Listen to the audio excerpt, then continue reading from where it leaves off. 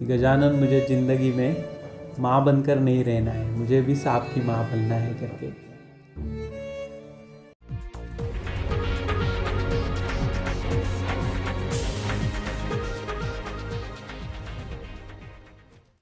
Sir channel में आपका स्वागत है।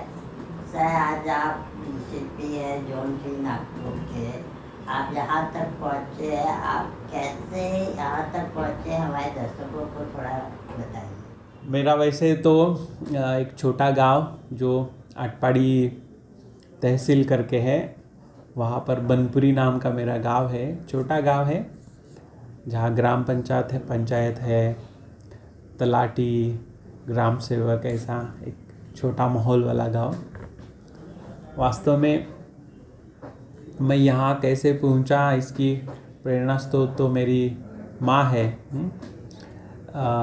मेरे माँ ने ऐसी एक प्रोग्राम में वो गई थी जहाँ पर वो कुमकुम तिलक का प्रोग्राम मकर संक्रांति पर चल रहा था, और हमारे गांव से एक बहुत पुराने एक PSI सिलेक्ट हुए थे, तो उनकी माँ उस प्रोग्राम में आई थी।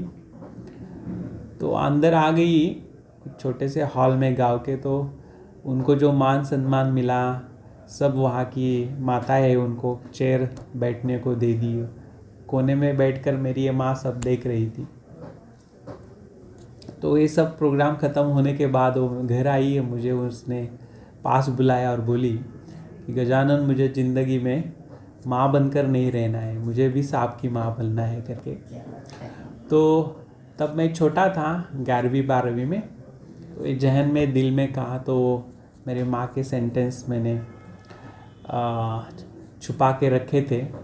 तो जैसे मुझे अपॉर्चुनिटी मिलती गई, पढ़ाई करते गया, मेरा PG हो गया इंग्लिश लिटरेचर में कोल्हापुर यूनिवर्सिटी से। फिर मैं पुणे गया और वहाँ मैं ये कॉम्पिटिटिव एग्ज़ाम की तैयारी शुरू की, और वहाँ पर 2.5-3 साल रहा और मुझे 2-3 पोस्ट पर सिलेक्शन हो गया। और ये पुलिस डिपार्टमेंट की पोस्ट है कि जो मेरी पहली पसंद थी वो मुझे वहाँ मिल गई। वैसे 3-4 चीज़ें हैं इस मुकाम तक पहुँचाने के लिए। एक तो व्यक्ति कोई भी हो, अमीर हो, गरीब हो, स्त्री हो या पुरुष हो, गांव का हो या शहर का हो, वो कौन से भी कास्ट का हो, अगर जज्बात उसके दिल में इन्फीरियरिटी कॉम्प्लेक्स नहीं है तो वो आगे कहाँ भी बढ़ सकता है। लेकिन मैं गांव का था, तो पहले मुझे थोड़ा ये प्रॉब्लम था कि इन्फीरियरिटी, जैसे खुद को कम समझना, सबको होता है। लेकिन मैंने वहाँ जाकर, पुणे में जाकर ये पाया कि हम भी किसी से कम नहीं है।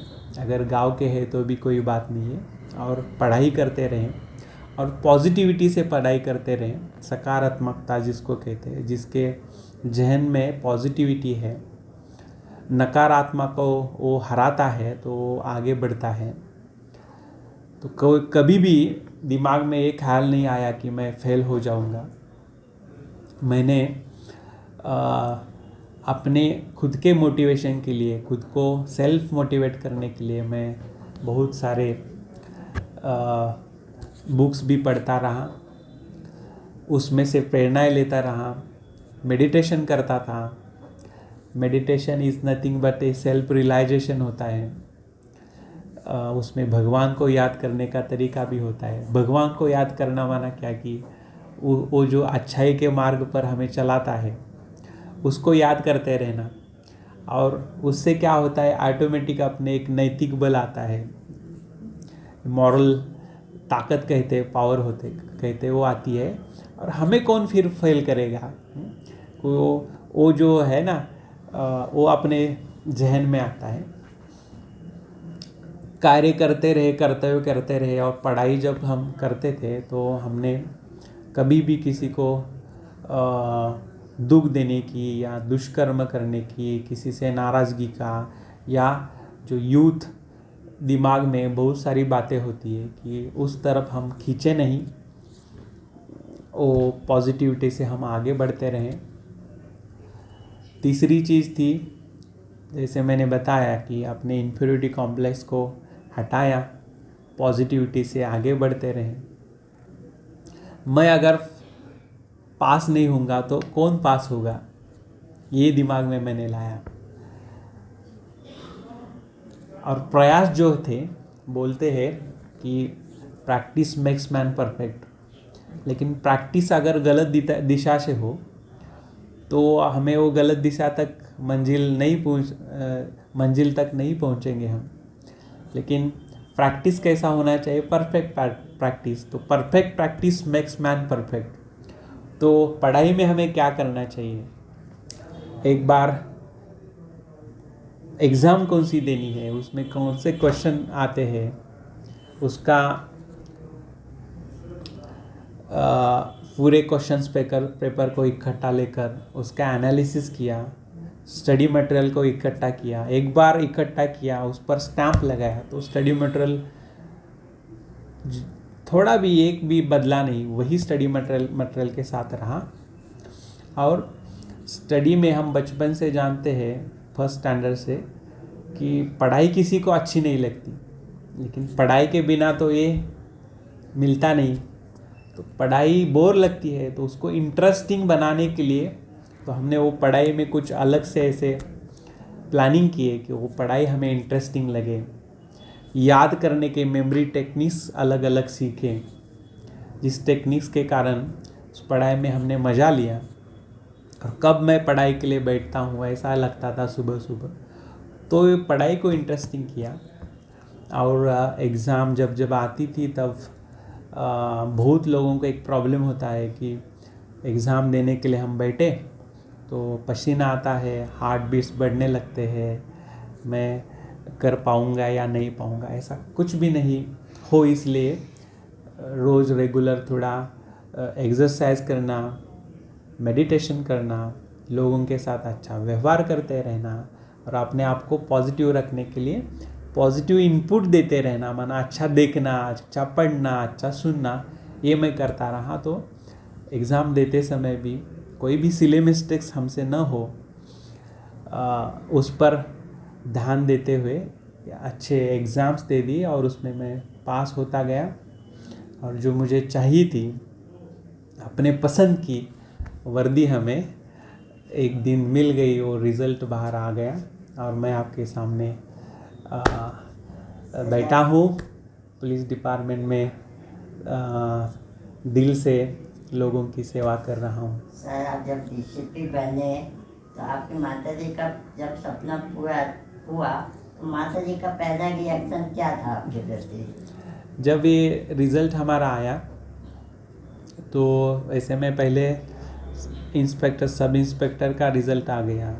उस दरमियान ही मैंने फिर ACP की एग्ज़ाम भी दे दी थी, तो वो भी बाद में रिज़ल्ट आ गया। तो मैंने पहले उस 2009-10 की बात है, उस टाइम सोशल मीडिया नहीं था, इंटरनेट पर रिज़ल्ट देखना, तो किसी को मैंने भेजा, मेरे एक दोस्त को, कि देखो करके मेरा रिज़ल्ट आया या नहीं आया।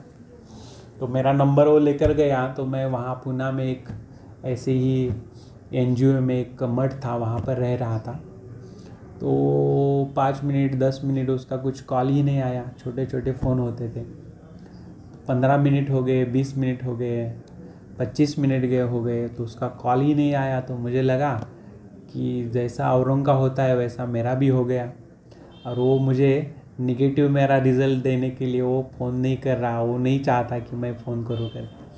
लेकिन थोड़ा धीरज के बाद 30 मिनट के बाद उसका कॉल आ गया और उसने बताया कि गजानन, कि तुम ऑफिसर बने हो, आप फटाका बजाओ, मिठाई बांटो करके। तो फिर मैं मेरे रूम में अकेले ही था, मैंने अंदर से रूम के दरवाजे को लॉक किया और विदाउट म्यूज़िक, विदाउट संगीत में अंदर डांस किया। हमारा ज़िंदगी में ये होता है ना कि विदाउट म्यूज़िक कैसा डांस करना चाहिए, तो उस टाइम मैंने वो डांस किया।